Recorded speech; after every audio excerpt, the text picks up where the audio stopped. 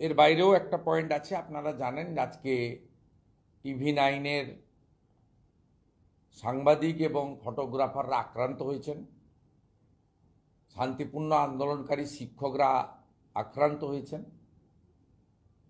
আমি ইতিমধ্যে সোশ্যাল মিডিয়াতে সরব হয়েছি যে পশ্চিমবাংলায় গণতন্ত্রের চতুর্থ স্তম্ভ সাংবাদিকদের উপরে বারে বারে শাসক দল বা পুলিশের দ্বারা আক্রমণ ঘটে এবং সংবিধানের সবগুলো স্তম্ভর সাথে সাথে চতুর্থ স্তম্ভও আক্রান্ত। এবং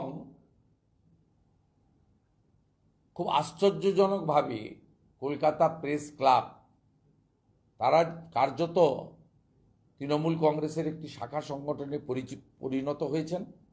তারা সাংবাদিকদের ক্ষেত্রে কোনো রকম সোচ্চার প্রতিবাদ, আন্দোলন, সরকার বা পুলিশের উপর চাপ সৃষ্টি করা বা সাংবাদিক বন্ধুদের পাশে দাঁড়ানোর কোনো কাজ তারা করেন না। এটা অত্যন্ত পরিতাপের বিষয়। এটা অন্য রাজ্যে হয় না। সেখানে সাংবাদিকরা আক্রান্ত হলে সংঘবদ্ধভাবে সাংবাদিক সংগঠন প্রতিবাদে নামে। এই রাজ্যে সাংবাদিকদের মধ্যেও ওরা চালু হওয়ার জন্য আজকে সাংবাদিকরা তাদের কর্মক্ষেত্রে এই প্রবল গরমের মধ্যে ঝুঁকি নিয়ে তারা কাজ করছেন। তাদের প্রতিও এই ধরনের আক্রমণ হচ্ছে এবং তৃণমূল কংগ্রেসের পরিচিত নেতা দাঁড়িয়ে থেকে আস্ফালন এবং হুমকির মাধ্যমে এই কাজ করছেন। আজকে বিকাশ ভবনের সামনে যে ঘটনা ঘটেছে, এই ঘটনায় সব্যসাচী দত্ত, যাকে মমতা বন্দ্যোপাধ্যায় বিশ্বাস করেন না, বিশ্বাস না করারও কারণ রয়েছে। মমতা বন্দ্যোপাধ্যায় ওনার থেকে অনেক বেশি সুজিত বসু বা কৃষ্ণা চক্রবর্তীদের বিশ্বাস করেন। তাই সব্যসাচী দত্ত তৃণমূল কংগ্রেস বা মমতা ব্যানার্জির কাছে একটা লেঠেল বাহিনীর নেতা হিসেবে পরিচিত। এর আগে ভাঙড়ে পাওয়ার গ্রিড আন্দোলন ভাঙার জন্য তাকে ব্যবহার করা হয়েছিল। তাকে কামদুনিতে যখন ছাত্রী ধর্ষিত হয়ে খুন হন, তখনও মৌসুমী কয়াল, টুম্পা কয়ালদের আন্দোলন ভাঙার জন্য খিচুড়ি রান্না করতে সব্যসাচী দত্তকে আপনারা দেখেছেন।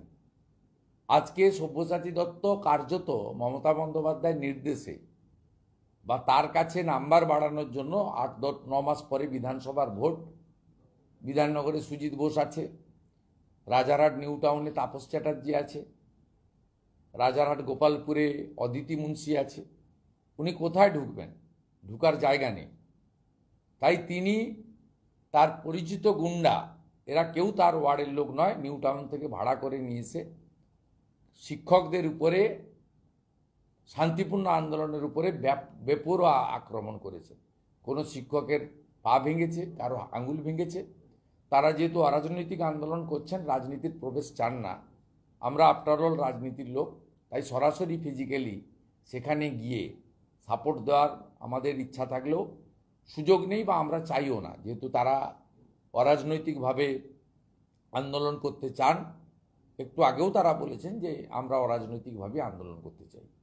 আমি এই শিক্ষকদের উপরে পুলিশের সামনে, কয়েকশো পুলিশের সামনে মমতা বন্দ্যোপাধ্যায়ের নির্দেশে সব্যসাচী দত্ত তার বিধানসভার টিকিট পাকা করার জন্য লেঠেল বাহিনীকে দিয়ে যেভাবে ভাঙড়ের পাওয়ার গ্রিড, কামদুনির পরে আবার তৃতীয়বার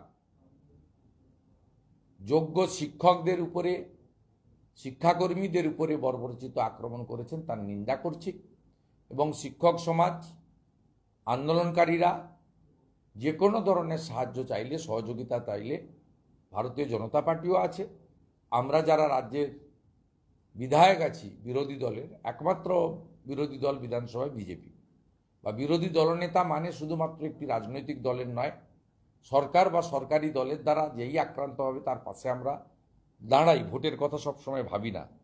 সেক্ষেত্রেও তারা ভবিষ্যতে সহযোগিতা চাইলে বা যে কোনো মুহূর্তে সহযোগিতা চাইলে আমরা করব।